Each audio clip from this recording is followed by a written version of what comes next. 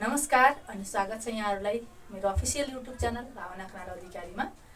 आजको भिडियोमा पनि मैले नेपालको भूगोल अन्तर्गत विभिन्न नदीनालाहरूसँग सम्बन्धित रहेर छलफल गर्नेछु। मैले केही कुराहरू योभन्दा अघिल्लो भिडियोमा राखिसकेकी छु।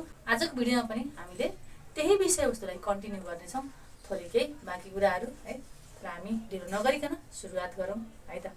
नदीनालाका आधारमा कोशी, गण्डकी र कर्णाली प्रदेश कहाँदेखि कहाँसम्म फैलिएको छ हैन, त्यो कुराहरू हामीले गरिसक्यौँ है।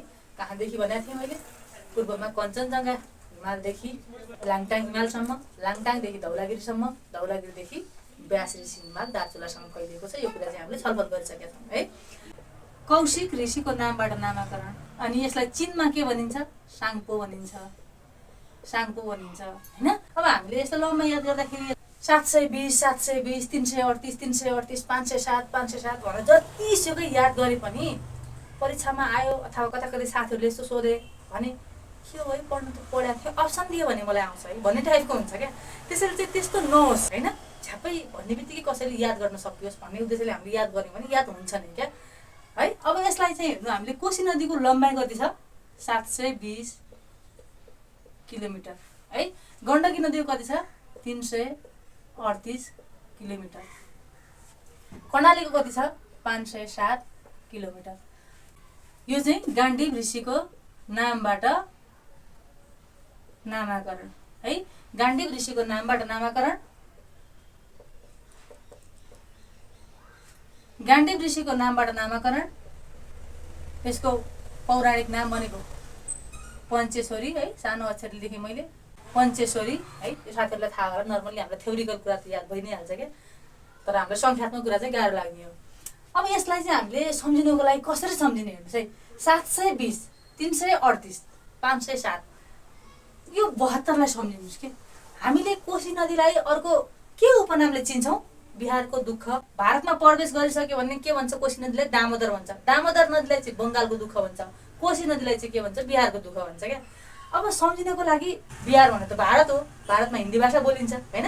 अब सम्झिनुहोस् क्या, फेरि सबै ठाउँमा हिन्दी भाषा बोलिन्छ भन्ने छैन, लोकल आफ्नो भाषा छुट्टै हुन्छ होइन। तर पनि विशेष गरेर हामीले त्यहाँ गयो भने बोल्ने हिन्दी भाषा हो, सबैले बुझ्छन् हिन्दी भाषा होइन। त्यसरी चाहिँ मैले सम्झेको है। यसमा चाहिँ 72लाई हिन्दीमा के भनिन्छ? 72। यसरी सम्झिनुहोस् क्या, 72लाई हिन्दीमा के भन्छ? 72 भन्छ भने सम्झिनुहोस्। 72 भनेको के हो? राम्रो भन्ने शब्द के, राम्रो। 72 चाहिँ राम्रो छ भन्ने हुन्छ नि त, त्यसरी सम्झिने क्या। बिहारको दुःख भनिन्छ, त्यसैले यसलाई जब बर्खाको समयमा कोशी ब्यारेजका सबै 56वटा ढोकाहरू भारतले के गर्छ? बन्द गरिदिन्छ। तालाचाबी लगाइदियो भने चाहिँ के गर्छ? हाम्रो समस्या नेपालमा हुन्छ होइन। त्यसपछि उनीहरूले के सोच्छ? आफ्नोतिर जोगियो भने हाम्रोतिर गयो भने ठिक छ, 72 छ भन्ने सम्झिन्छ भने चाहिँ यसरी इमेजिन गरेर सम्झिन्छ क्या। 72 भन्ने सम्झिनु हो भने यसको लम्बाइ हजुरहरू बिर्सिनुहुन्न जहाँसम्म मलाई लाग्छ होइन। 72 सम्झिनु हो भने 0 त अटोमेटिकली याद भइहाल्छ। त्यसरी चाहिँ कोशी नदीको लम्बाइ 72 0 भनेर चाहिँ यसरी सम्झिनुहोस्। अब यहाँ हेर्नुहोस्, गाण्डीव ऋषिको नामबाट नामाकरण भएको गण्डकी नदीको कति छ? 338। यसलाई कसरी सम्झिनुहोस्? गन हो नि त यो होइन, गन भनेर सम्झिनु। त्यसै त डराउने मान्छे भुइँमाथि त्यति गन देखाइदियो भने त बोल्ने आँटै आएन क्या भनेर सम्झिनुहोस् क्या। त्यसै त म डराउने मान्छे, झन्टै माथि त्यति गन देखाइदियो भने आँटै आएन बोल्ने भन्ने चाहिँ सम्झिनुहोस् क्या। त्यति भनेको के भयो? 33 भनेर सम्झिनुहोस् क्या। त्यति गन देखाइदियो भने के भयो? आँटै आएन क्या बोल्ने, आँट आएन बोल्ने भनेर सम्झिनुहोस् क्या।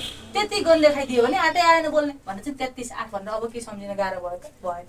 अब हेर्नुहोस् 507, यो कर्णाली नदीको लम्बाइ याद गर्दाखेरि साथीको कसैले गाएको स्वरलाई इमेजिन गर्नुहोस् क्या। कर्कर नगर्न पासा भनेर सम्झिनुहोस् क्या। हामी जसरी याद गर्न सकिन्छ त्यसै गरी सम्झिने हो।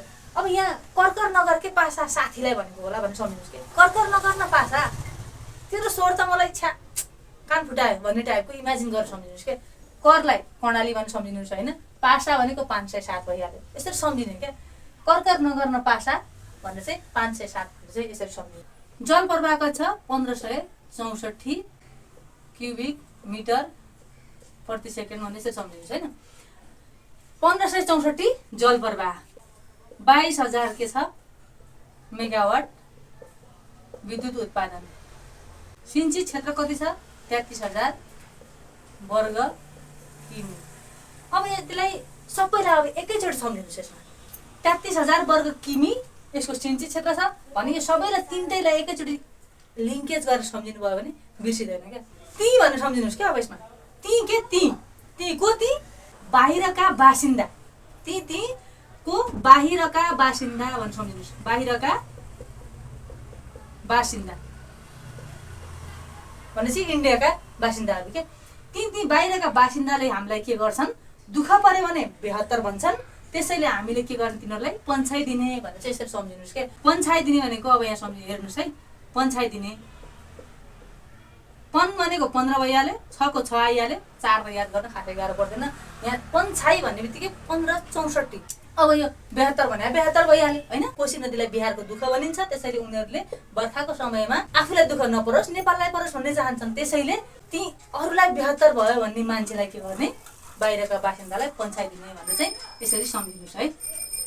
अब हेर्नु, सहायक नदी त मैले अस्तिको भिडियोमा राखिसकेँ। यसलाई चाहिँ कसरी सम्झेको थियौँ हामीले, म पुरा लेख्दिनँ है। त मोर अरू दुध ली तास इन गर्न गइसके भनेर सम्झेको थिएँ होइन।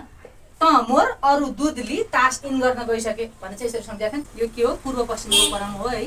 पूर्व पश्चिमको क्रम हो। त मोर नै भइहाल्यो। अरुण दुधकोशी, लिखु तामाकोशी, सुनकोशी, इन्द्रावती, यसरी चाहिँ सम्झिनुहोस् क्या। त मोर अरू दुधली तास इन गर्न गइसक्यो भने चाहिँ सहायक नदी याद गरेका थियौँ। यसलाई भारतमा के भनिन्छ, दामोदर भनिन्छ है। भारतमा दामोदर भनिन्छ। यो भयो कोशी नदीको। अब हेर्नुहोस्, गण्डकी नदी गाण्डीव ऋषिको नामबाट नामाकरण। 33.8 किलोमिटर यसको के छ, लम्बाइ छ है। अब यसको जल प्रवाह कति छ, 17-13। जल प्रवाह कति छ, 17-13 क्युबिक मिटर प्रति सेकेन्ड है। अनि यसको विद्युत उत्पादन क्षमता कति छ, 21,000 मेगावाट होइन। अब यसको सिन्चित क्षेत्र कति छ, 38,000 वर्ग किमी। यसका सहायक नदीहरू के हुन्,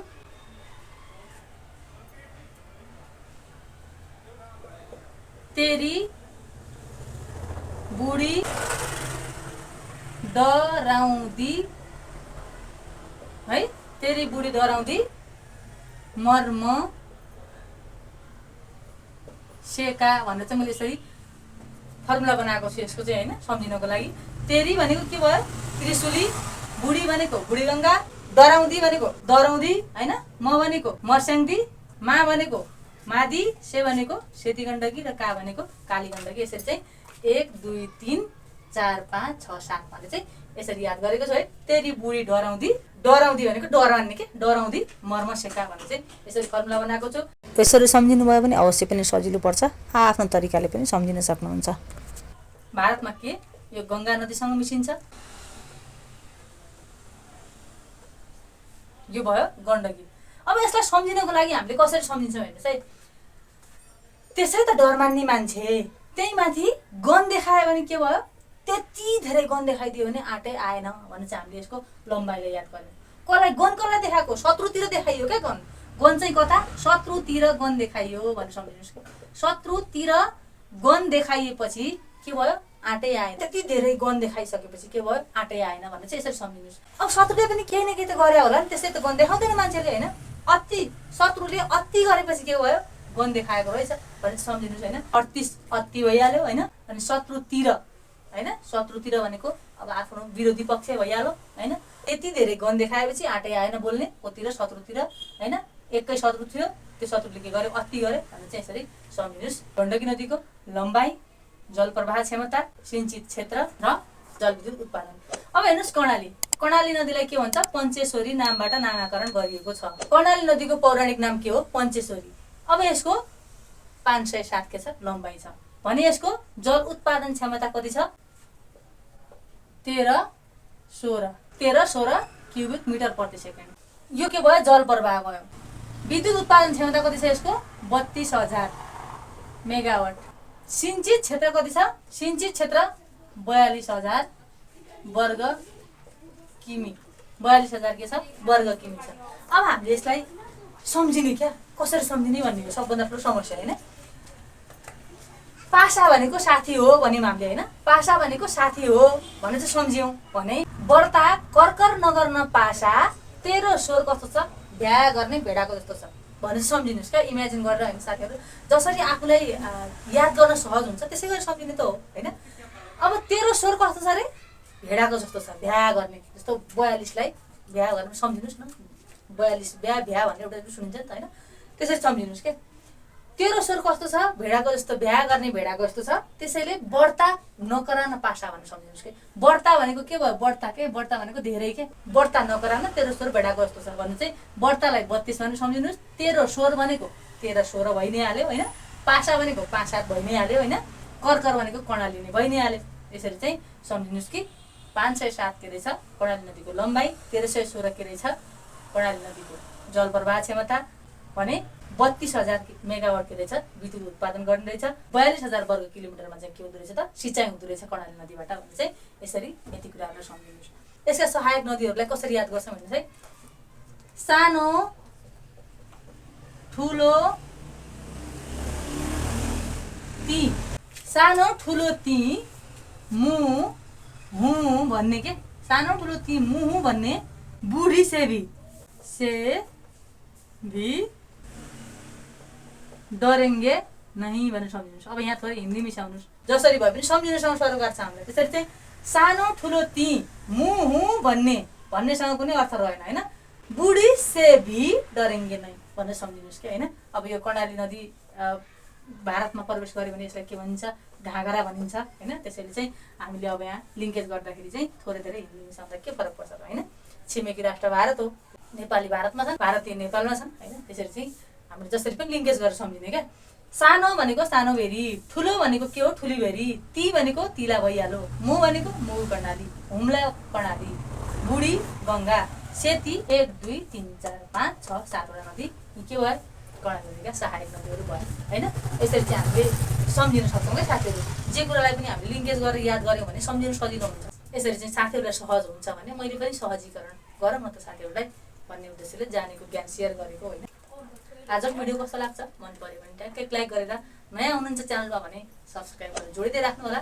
आगामी दिनहरूमा पनि यस्तै भिडियोहरू हजुरहरूलाई सहजीकरणको लागि ल्याइराख्नेछु भन्दै आजको भिडियोबाट बिट मार्न चाहन्छु। नमस्ते, बाई।